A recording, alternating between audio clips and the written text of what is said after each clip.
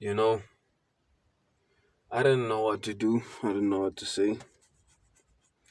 In fact, I was sitting in there playing with my phone because I'm in a place where, eish,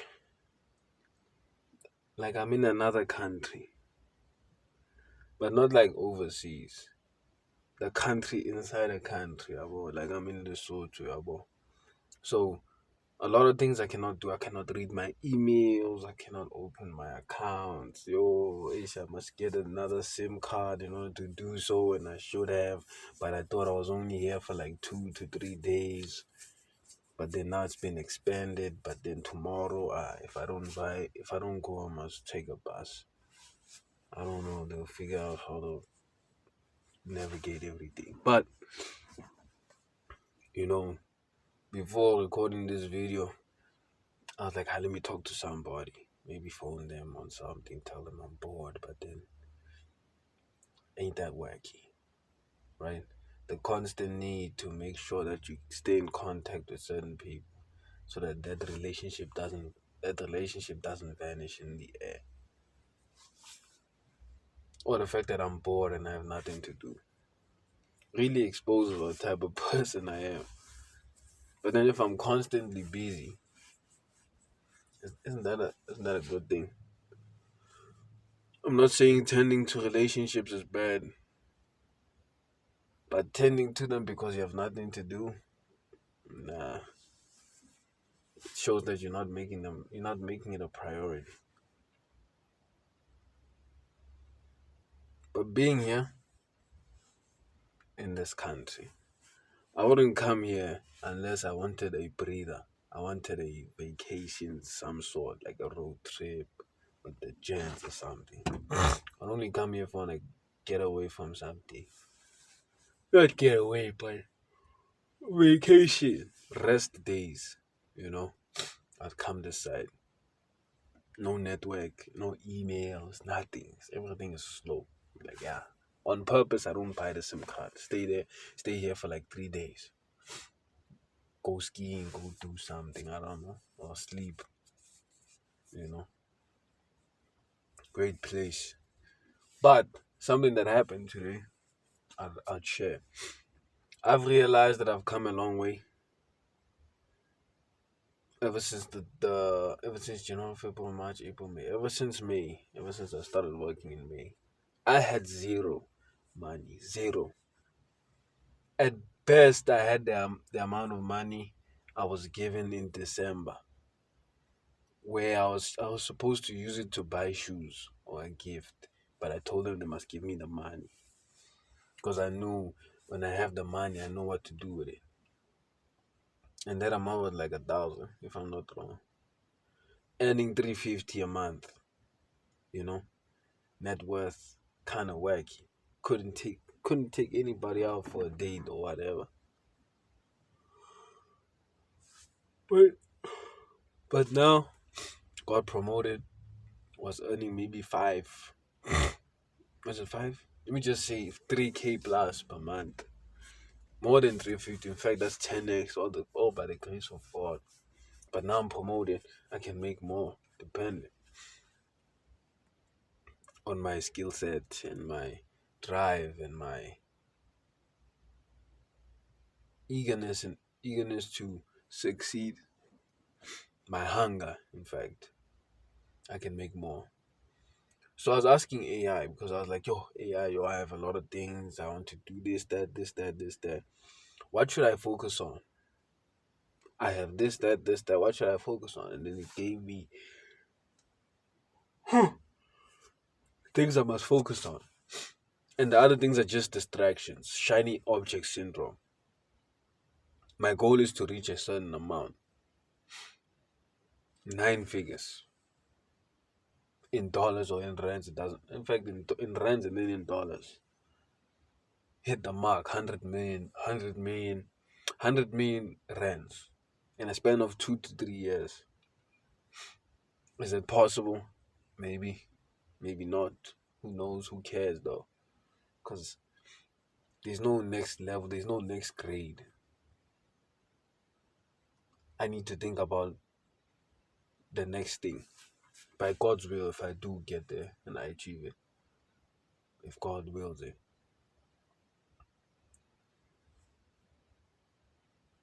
It's just me being focused and, as I said, the constant need to always stay in contact with certain people. Constant need to stay in contact with certain people so that you do not lose certain relationships.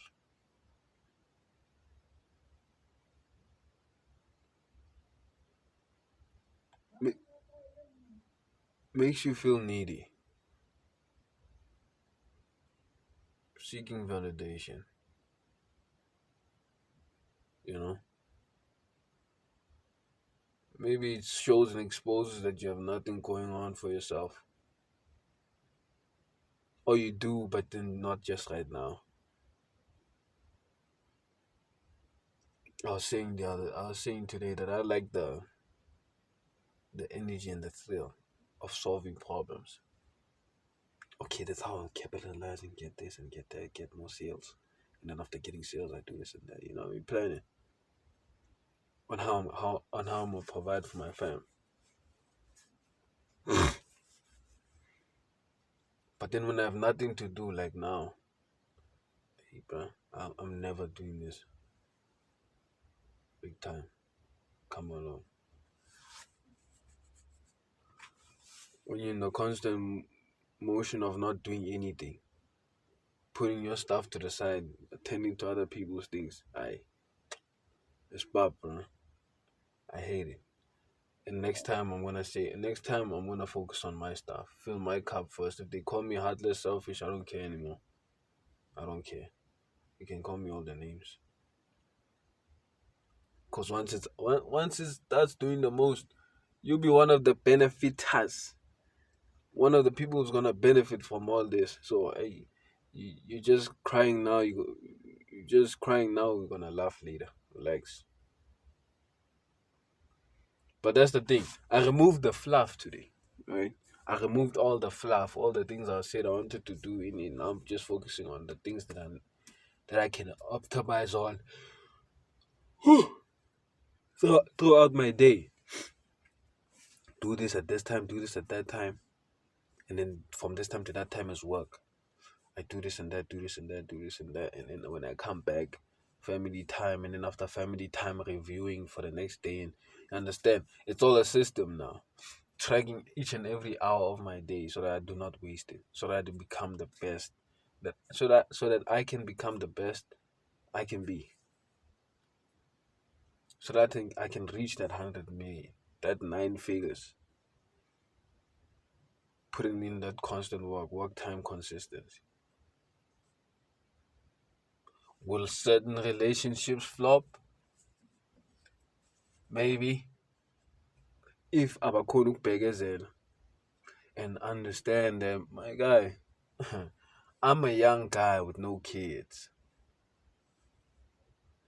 have a lot of responsibilities as a Christian, need to provide for my own and for you. If you're gonna be, depends. So if you won't understand, then find somebody else who's not busy, who's not ambitious.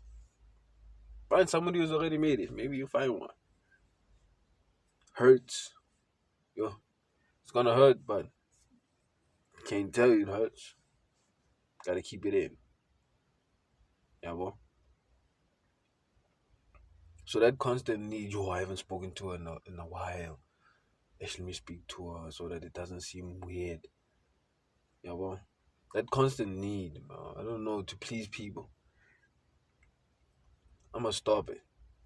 I must just focus on me. In fact, I must focus on me. They must say, "Oh no, hey, it's been long." I'm like, "Yo, man, yeah." And then sometimes I also do it. Hey, it's been long. Let's catch up, something like that. But then I only say let's catch up when I know I can make the let's catching up thing something that will not stress me financially. I cannot say let's catch up and then we meet by the corner. No, let's catch up over lunch. You understand? But then I cannot catch up over lunch if I'm not focused. There's no lunch without my focusedness. So there's sacrifices I need to make, bro. Relationships, people I know, they must understand.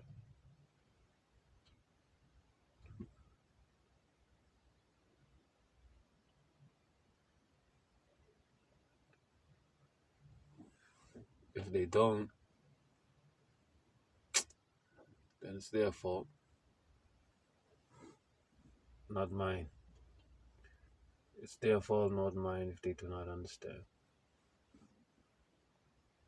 This is a moving train going to a certain destination. It's either you're part of it or not. The choice is yours.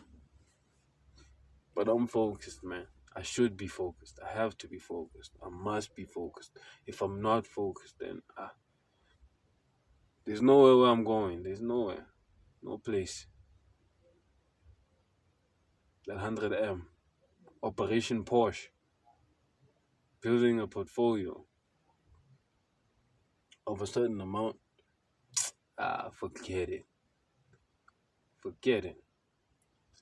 Focused on these people. Yeah, that's the balance part.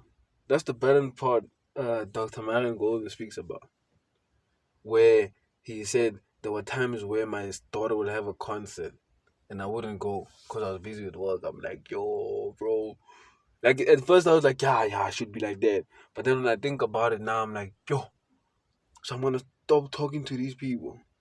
But then that exposes what I said, the constant need for validation or attention or people's something, I don't know, um, community or something. Dependence. I cannot strut it out alone. But I'm not alone, though I have God, that's the thing. But do I know that? You understand? And I have to be unapologetic about it. Like it has to get to the point where she says, you work too much. That's why you shouldn't date. That's why you shouldn't date while you're still grinding. But even though it's not about you shouldn't date while you're still grinding and you're still trying to gain financial freedom, it's just that financial freedom, having cash is a never ending thing. You won't stop. It'll never be enough. Because I can tend to my needs with the money I make. And then I have a spouse and kids, I tend to their needs. Then I have extended families. Then I have friends. Then I have these people and that people who you understand, like Solomon, you understand, like you become a king of a kingdom to some extent. And still not enough. You understand? So it becomes your lifestyle. So instead of grinding, it's a season, you know? It's a season in life where I go monk mode, some people call it, or to lock in. I log in on everything I do. I cut off contact. Yeah, no, there's this thing that's happening. Let's go out. Nah, I can't. I can't do that. I'm focused on my work. No matter how energy consuming and how boring, quote unquote, it is. But that's me sacrificing fun, short term fun, for long term experiences. I don't know how he said it. Dr. Myron Golden has a way of saying it, where you sacrifice the long term for the short term rather than sacrificing the short term for the long term. Or planting that seed. Instead of planting your seed, planting yourself so that you can grow, you eat the seed. You ate the potential. Instead of planting it so that it can produce something.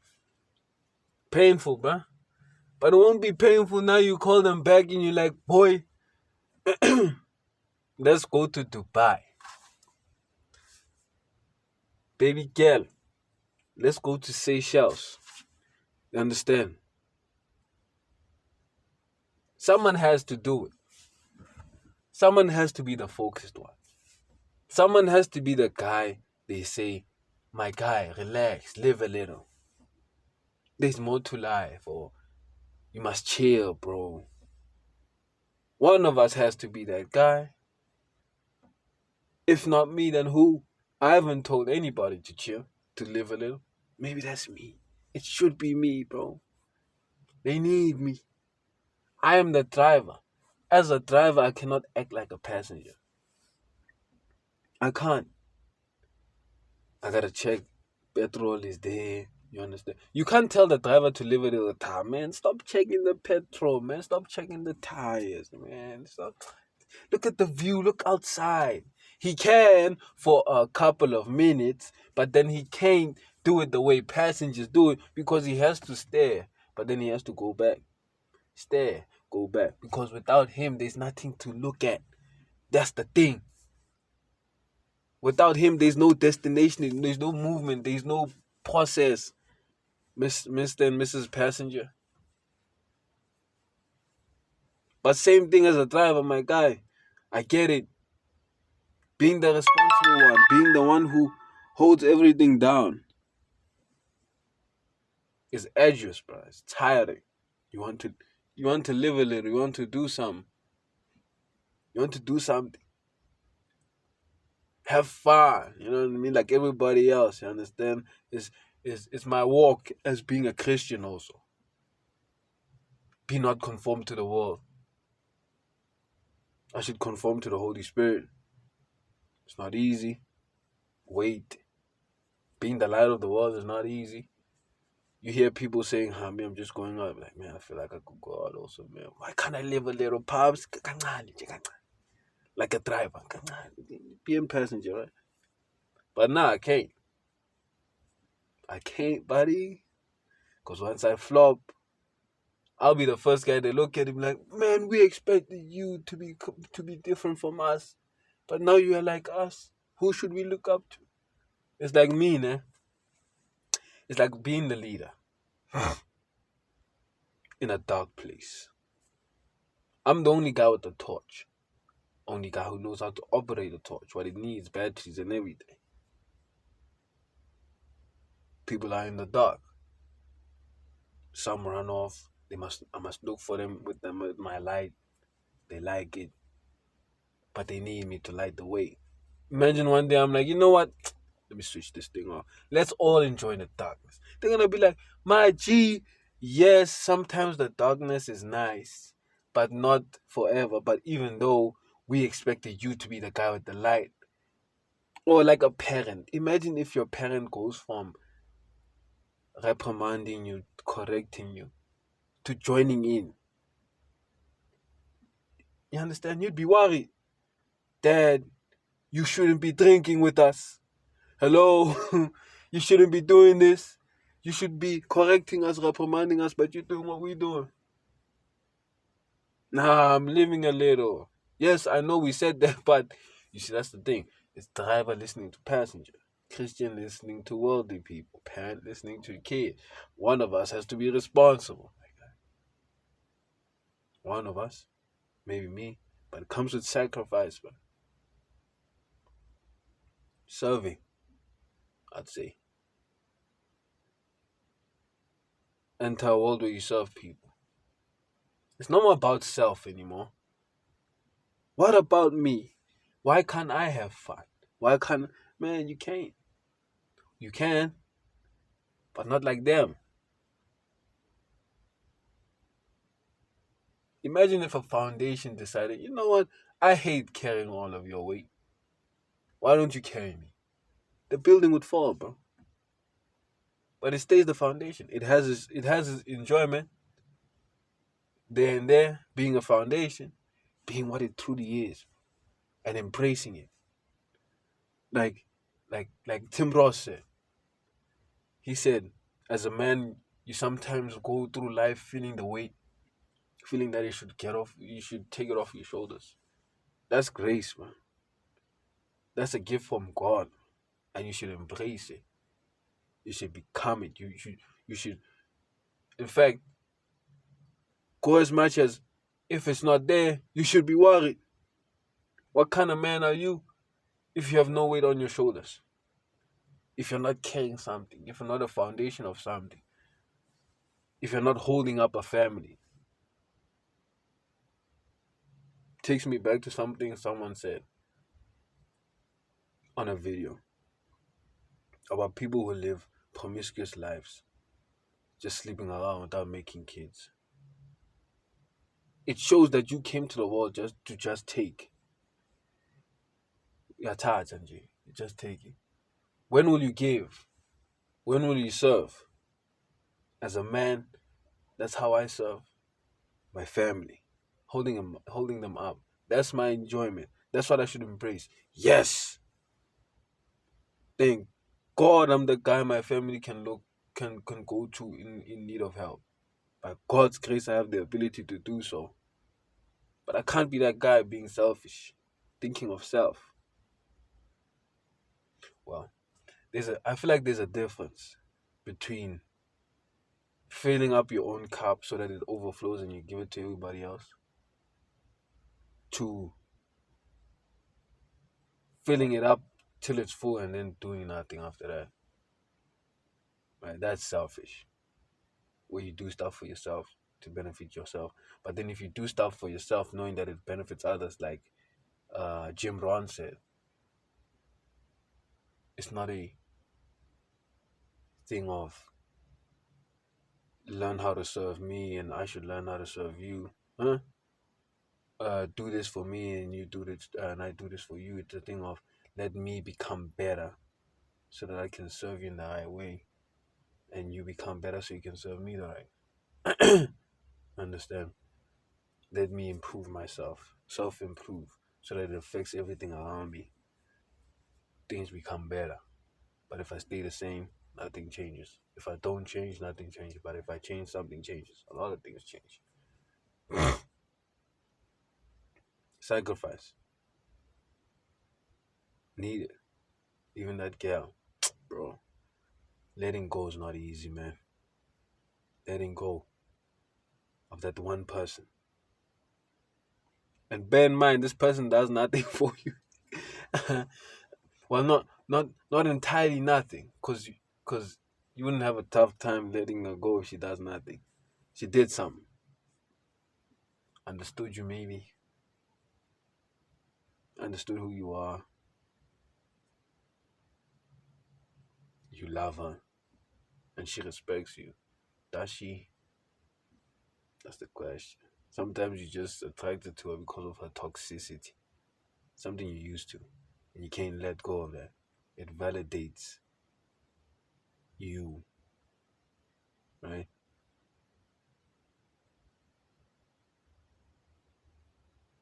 That's why letting go might seem scary, because now you're gonna deal with the unfamiliar, being alone, right?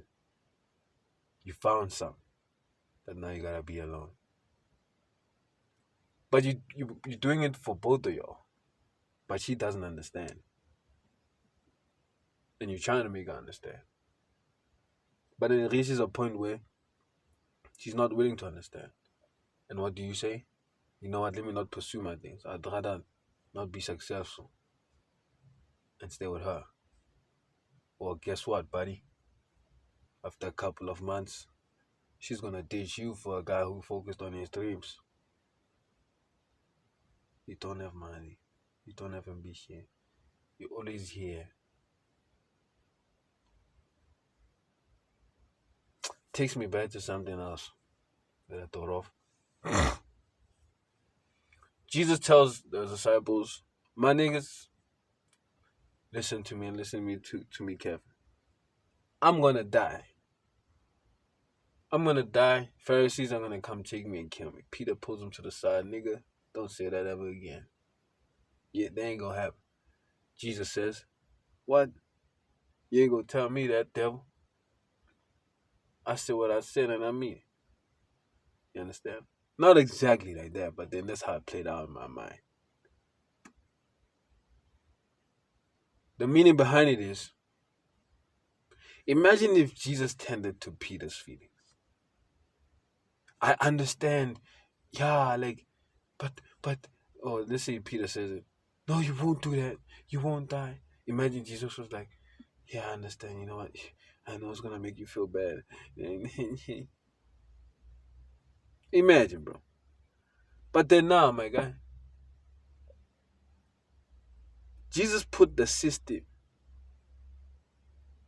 the principle, the word, the process, God, in fact, His will, God's will, above everything else. So much He told His mama, Jesus, come back. You acting crazy now. Mama calling you back. Yeah, he go listen. My nigga, go tell my mama that my mom, brother and sisters are the ones that do the will of the Father. You put the will above everything else. Above everything, man. Mom, dad, brother, everything. The system, you put it above everything. Way of life, but for the word, the truth, put it above everything. Same with me, bro. People will come and go, bro, but the system, you stay loyal to it. When I say system, your purpose. No matter what God has in mind for me. Like Joseph, Daniel, Meshach, Shadrach, and Abednego, David, Solomon, staying loyal to the purpose, not switching. Because the minute you switch and tend to people's feelings, you become like Ahab. Oh, I'm sorry, baby, you can have control. But if you don't switch, stick to it. Like Elijah or Elisha. Yeah, he kind of switched sometime. He let some girl run him off to hide in a cave. Dangerous girl, that one. Jezebel. But they got her. Jehu. My nigga. Huh? She thought she could seduce my guy. Well, it was sad. She thought she could use the nigga. But they sliced into pieces. She never saw it come. You understand? Ha. But that's how it is, bro. Putting the will above everybody else. Putting the will above everybody's feelings. It gets to the point where you become Machiavellian. You know? Some may call it ruthless, selfish, heartless. What about my feelings? I don't care about your feelings. I care about the will of God, bro. Imagine God tended to Peter's feelings after that rebuke. Tended to his mom's feelings. Yo, Dr. Mangold said something yesterday. He said God doesn't do the right thing because it's the right thing to do. God does the right thing because God did it. It's not right based off. God doesn't do the right thing because it's the right thing to do because we said it's right. It's the right thing to do because God did it. Finishing class. Yeah.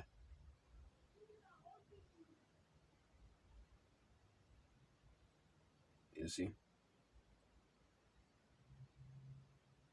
God told in fact, he even made an example with Saul.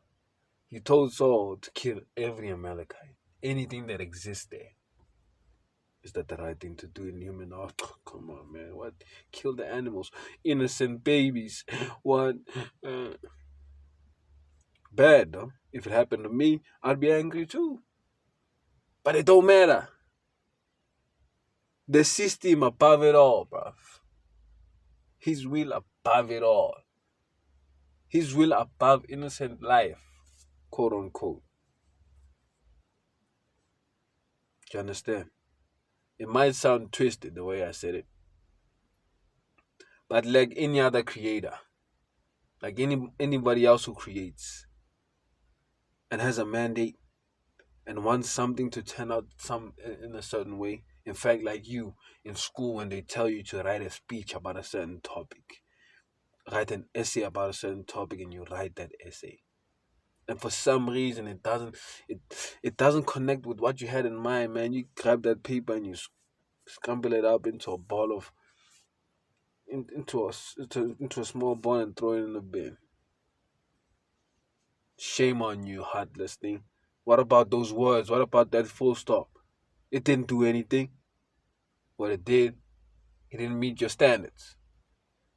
It, the essay did nothing wrong. It just didn't meet your standards. So the right thing to do was to throw it away. Not because it was the right thing to do, because you did it. In fact, I could say this. It could have met your standards. But because you just put the one full stop in the wrong place, or you used the wrong name, you wanted to use Mary, but then you used Stephanie, and you scrambled it up. Someone will say, you could have scratched it out and put Mary. But then it looks dirty, you know. But that's wrong. You shouldn't do that. Well, in your world, in your essay, but not mine. Mine I want it clean. That's how God position. That's how God is. So same with me, man. God's will.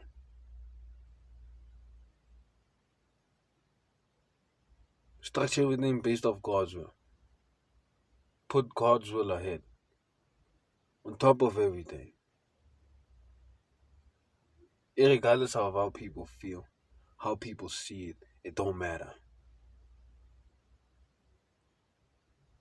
Cold by cold cold by character, generous by choice. Something like that, Machiavellian. It's not Machiavellian. If Jesus did it, it's just putting the will. It's just putting God's will above it all. Same with me, bro. It's gonna hurt. Lose relationships, lose certain people. But you gotta let go of certain people to gain other people. Gain other relationships. But they may come and also may go. But all I have is God in that will, bro. God and that will God has on my life. That's all I have. As I'm alive. In fact, I'll say this. The purpose and the will is the reason why I'm still alive. I wouldn't be alive if God didn't have a purpose for me. If he didn't want me to do if he didn't want me to do anything, he just wanted me to. If there was no purpose or no will of me being here, I would be gone, long gone, bro. I'm not here because of you. I'm here because of that will and purpose. Maybe you're one of the people I should serve with that purpose. But that purpose is the reason why I'm alive, and that purpose was given to me by God. So God is the reason why I'm alive in general. So I'm gonna lean on Him. Tough though. You understood me. You knew me. You could see me when nobody could. But you don't know me entirely. He does.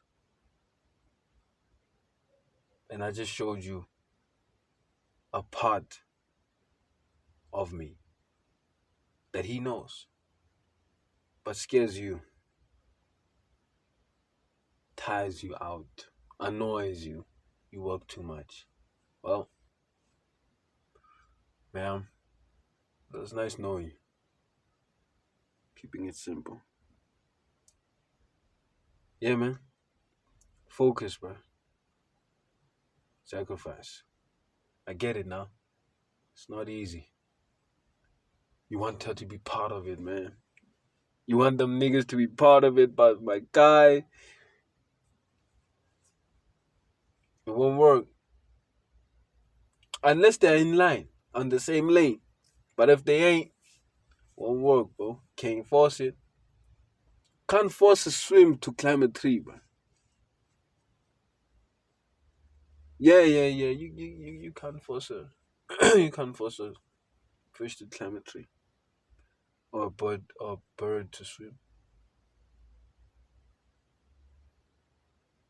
And I understand that you were a seagull. You could do both. But one thing about seagulls, they were meant for flying. Yeah, they were meant for flying. You made friends with fish, swam with them. But for some reason you always felt like they limited you. But you let it slide until you saw one of your own soaring the skies, bro. I wanna do that. Then they look at you. Nah, relax, bro. You don't need to do that. You swim like us. Nah, I fly, bro.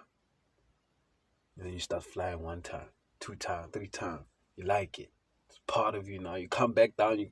They're like, "What's up, bro? You're doing too much now. You flying too much, bro. You're forgetting us. I got you, bro. That's the thing. Unless you develop wings and you become a flying fish, maybe we'll be talking something. But for now, my guy, you're only here for a season, and I have to let go."